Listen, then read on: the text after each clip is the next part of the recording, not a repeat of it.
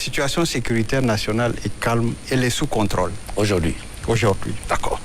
Comme nous l'avions dit il y a une année sur ce même plateau, oui, que à la suite des événements du 26 juillet 2023, nous avions décidé de prendre en charge la défense de notre territoire et de notre pays.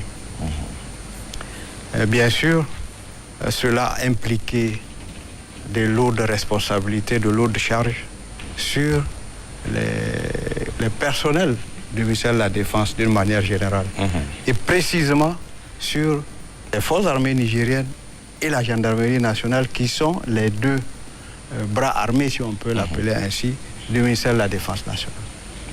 Nos compatriotes doivent se rassurer parce que ces forces sont sur le terrain et sont en train d'assurer la mission de défense et de sécurité de notre territoire.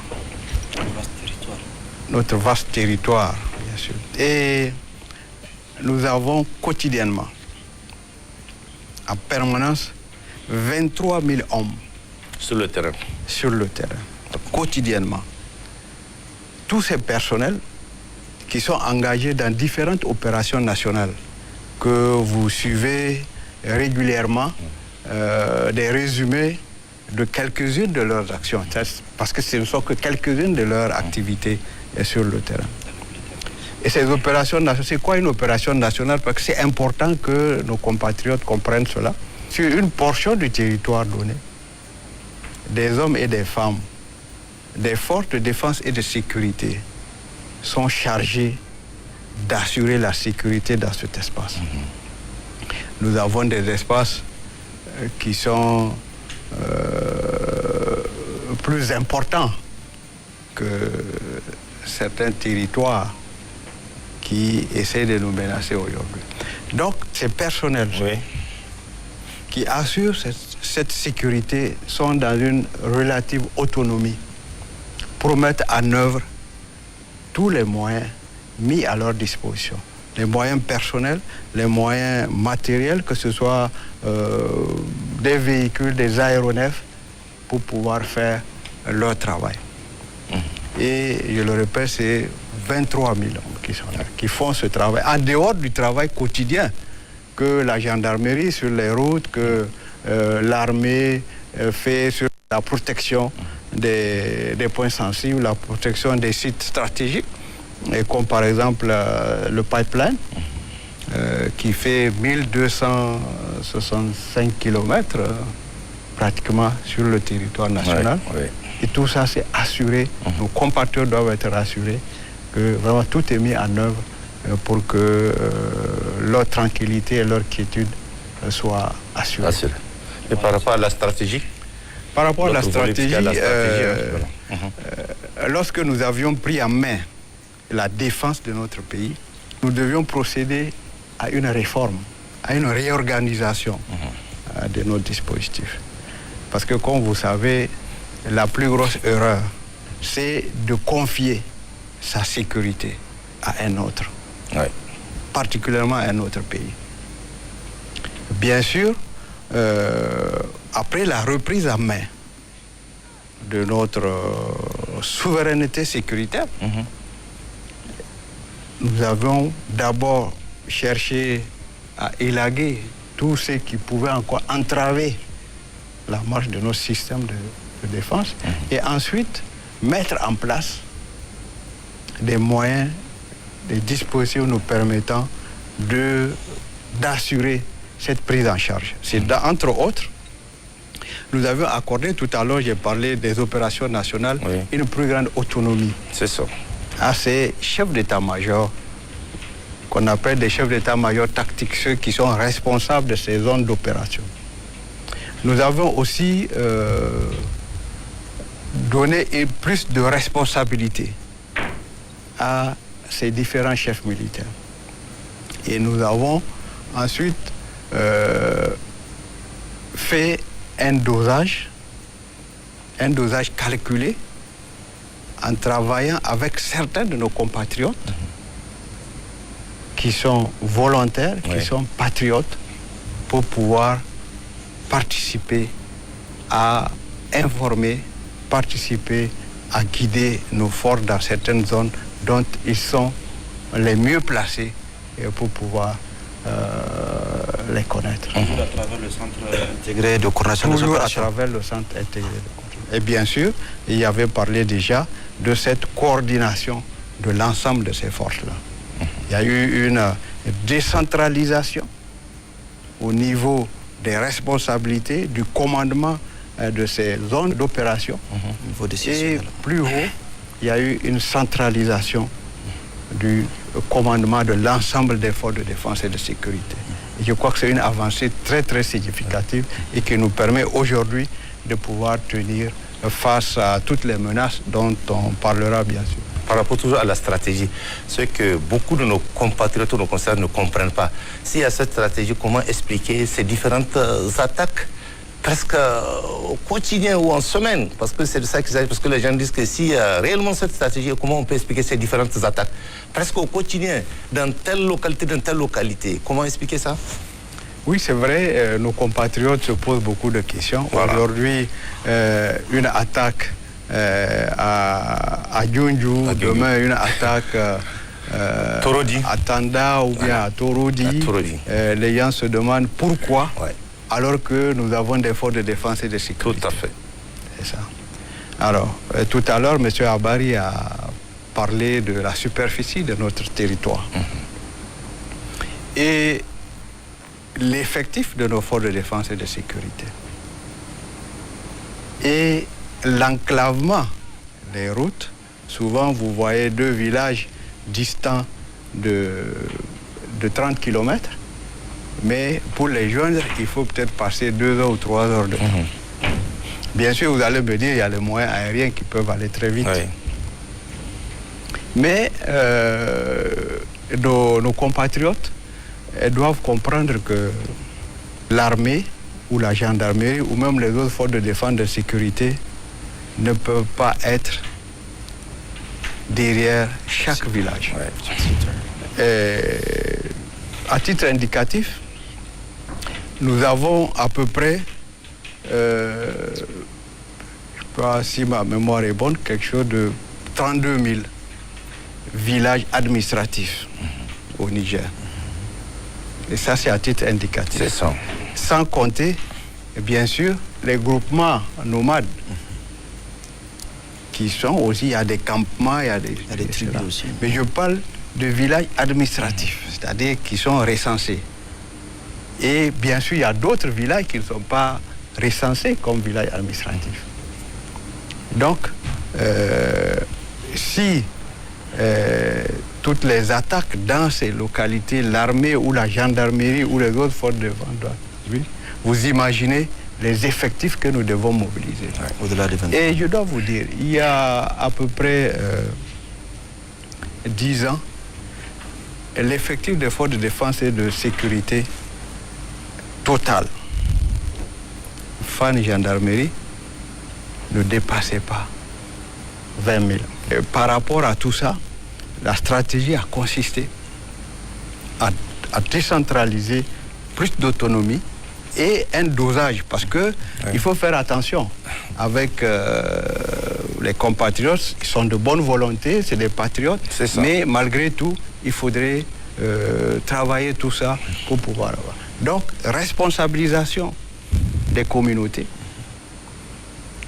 autonomisation des grands chefs régionaux et centralisation de l'ensemble des forces de défense et de sécurité pour aller dans le même sens, que ce soit les forces de renseignement, que ce soit les forces de police, que ce soit les forces de sécurité routière, tout le monde puisse travailler ensemble en synergie pour que l'information puisse passer le plus rapidement possible et transmise à ceux qui sont sur le terrain. Monsieur le ministre, récemment au Conseil des ministres, vous avez introduit un texte qui a été adopté permettant de moderniser le commandement, si on peut s'exprimer tel, qui a été adopté. Monsieur le ministre, est-ce que c'est un changement de paradigme ou bien c'est un renforcement de la stratégie en cours? Alors, il y avait parlé tout à l'heure d'un dosage pour que nos populations, pour que nos frères qui ne portent pas cette tenue, puissent aussi participer à la défense nationale. Alors, dans ce cadre, il fallait aussi qu'au niveau central, au niveau du ministère de la Défense nationale, que nous prenions en compte cela. Et parce que ça a toujours été une tradition, le ministère de la Défense nationale, ce ne sont que des militaires. Mais la Défense nationale dépasse ce cadre. Et aussi dans un souci de s'accrocher à l'ère du temps. Parce qu'aujourd'hui, la défense, c'est dans tous les domaines. La cyberdéfense, par exemple, l'utilisation de certains, des drones, etc. Donc, c'est des moyens qui sont multiplicateurs un peu de force à nos armées. Mais ça, nous n'avons pas cela forcément au sein de nos forces. Nous avons des compatriotes civils qui sont des experts dans ces différents domaines et qui peuvent participer à la défense nationale. Donc nous avons ouvert le ministère de la Défense nationale au plus haut niveau, au niveau des directions. Nous avons ouvert cela pour que nos compatriotes, et d'ailleurs à ce niveau, il est important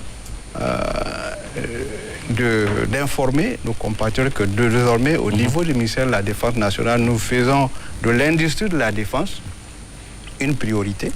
Parce que non seulement ça procure des emplois, mais surtout, ça permet de valoriser tout ce que nous avons, tout le travail que nos jeunes sont en train de faire, pouvoir fabriquer des drones, fabriquer des blindés, etc.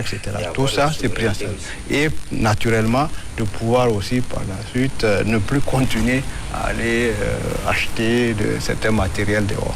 Donc, vraiment, c'est une innovation, c'est une ouverture, et nous pensons, nous espérons que nos compatriotes qui ont certaines spécialités, qui sont experts dans certains domaines, vont pouvoir nous approcher et pourquoi pas accompagner cette dynamique-là de modernisation. J'aimerais rebondir sur ce que vous disiez tout à l'heure par rapport à l'autonomie des états-majors tactiques. Est-ce à dire concrètement pour le public aujourd'hui que si l'opération d'Amissa a des renseignements sur une menace, elle peut directement intervenir sans se référer à Niamey? Parce que souvent on dit les ordres, les instructions ont tardé et ça n'a pas permis une réponse rapide. Donc est-ce que cette autonomie va jusqu'à ce point? Je pense qu'il y a souvent des procès d'intention qui sont faits. Et sachez que nous sommes dans une guerre, et dans la sphère informative de cette guerre, tout est utilisé pour discréditer l'effort de défense et de sécurité. Il n'a jamais été question qu'un chef d'état-major qui est un grand responsable d'une zone d'opération dise qu'il n'intervient pas parce qu'il n'a pas reçu des instructions de Niamey. C'est pas vrai. C'est un procès d'intention. Mais toujours est-il que cette autonomie dont j'ai parlé tout à l'heure, le chef d'état-major a dans son état-major toutes les forces qui sont représentées, toutes les FDS. Et dans ces forces, c'est bien organisé. Nous avons les forces armées qui ont leur mission, et nous avons les forces de sécurité qui ont aussi leur mission. Alors, donc, c'est une fédération de toutes ces énergies pour pouvoir remplir la mission. Lorsqu'il s'agit de faire une enquête, ça va être naturellement la police ou la gendarmerie. Tout à fait. C'est pas l'armée. Lorsqu'il s'agira d'intercepter des fraudeurs de carburant, des trafiquants de drogue, c'est pas l'armée qui va faire, c'est la douane ou bien c'est un autre. Donc, dans sa sphère de compétences, le chef d'état-major tactique dispose de tout ce personnel pour pouvoir faire son travail. Il peut arriver, comme je l'ai dit tout à l'heure, il peut arriver que l'information, soit l'information parvienne assez tard, parce que ceux qui font ça, 15-20 minutes leur suffisent pour pouvoir agir, pour pouvoir faire et disparaître. Et s'évanouir dans la nature. J'ai parlé tout à l'heure de l'étendue de notre territoire. 15-20 minutes maximum leur suffisent pour pouvoir commettre leur forfait et dégager. Et lorsque l'information arrive, vous savez, quand on vous dit, parce qu'il faut voir aussi l'organisation et nos compatriotes peut-être ne comprennent pas comment sont organisées les forces. Lorsque l'information arrive, il faut la traiter. Il faut la traiter pour pouvoir et la recouper pour savoir. Et parce que c'est comme vous prenez les sapeurs-pompiers, sur 20 appels, 15 sont des appels, ou bien 10 même, ou 12 sont des appels fantaisistes. Donc il faudrait pouvoir vérifier. Nous n'allons pas déplacer des forces pour aller dans une zone, alors qu'une autre zone est peut-être la zone qui est la plus menacée, qui est sous attaque éventuellement. D'accord. Mais vous perdez d'un côté. Donc ce qui fait que quand les informations arrivent, il faudrait les traiter avant d'agir. Mais il y a des cas où et c'est là où j'ai parlé tout à l'heure de participation dosée de certains de nos compatriotes civils. Nous savons qu'il y a certains, quand ils vous appellent, quand ils vous disent voilà, nous travaillons avec eux, nous savons que... Mais c'est pas que nous négligeons les autres. C'est ça. Mais il faudrait un minimum de préparation pour pouvoir intervenir. Et là, pour des gens qui agissent dans 15-20 minutes, c'est assez... le temps est assez court. D'accord. Avant peut-être de passer à la prochaine question, et quel est l'état d'esprit et le moral de nos FDS après tout ce que vous venez de développer, monsieur tout à l'heure, je vous ai dit que nous avons 23 000 hommes en permanence. Ces hommes et ces femmes qui font ce travail, ils le font, c'est peut-être d'abord pour parce que c'est leur travail, mais ils le font pour leur patrie. Et parce qu'il n'est pas donné à n'importe qui de donner sa vie, même si c'est pour des millions. Mais eux, ils le font, et jour et nuit, pour la sécurité, pour préserver la dignité des Nigériens. Et donc, en termes de morale, il n'y a pas plus de morale que cela. Le moral, ça doit être plutôt du côté de nos autres compatriotes qui ne sont pas des forces de défense et de sécurité. Ce sont ces compatriotes qui doivent avoir le moral. Mais au niveau des armées, nous faisons notre boulot et nous le faisons bien.